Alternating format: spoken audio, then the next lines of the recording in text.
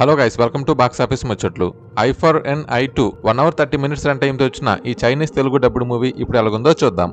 ఈ సినిమాలో ఒక కళ్ళు లేని అతనికి ప్రభుత్వం కొంతమందిని చంపమని డబ్బులు ఇస్తుంది. ఎవరైతే దేశద్రోహానికి పాల్పడతారో అలాగే ఎవరైతే అమాయకులను చంపుతారో వాళ్ళకి టార్గెట్ గా ఇచ్చి చంపమని చెప్తుంది. అలాగే ఈ కళ్ళు లేని అతను వాళ్ళని చంపడం జరుగుతుంది. ఇతను చాలా ట్రైనింగ్ పొందినవాడు.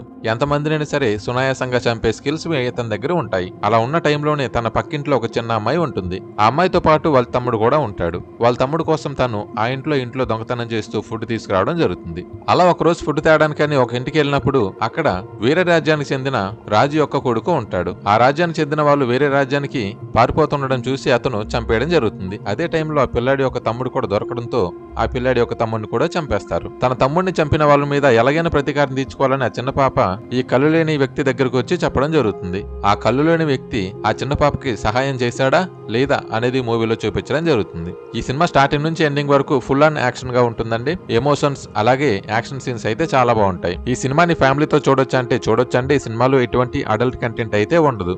తెలుగు డబ్బింగ్ వచ్చేసరికి బాగుందండి. ఈ సినిమాలో డైరెక్షన్ అలాగే గ్రాఫిక్స్ విజువల్స్ అన్ని కూడా బాగున్నాయి. ఫైనల్ గా ఈ సినిమా ఎవరికి నచ్చిందంటే ఎవరైతే ఒక మంచి చైనీస్ యాక్షన్ మూవీ చూసి ఎంజాయ్ చేద్దాం అనుకుంటున్నారో వాళ్ళకి సినిమా ఖచ్చితంగా నచ్చుతుందండి.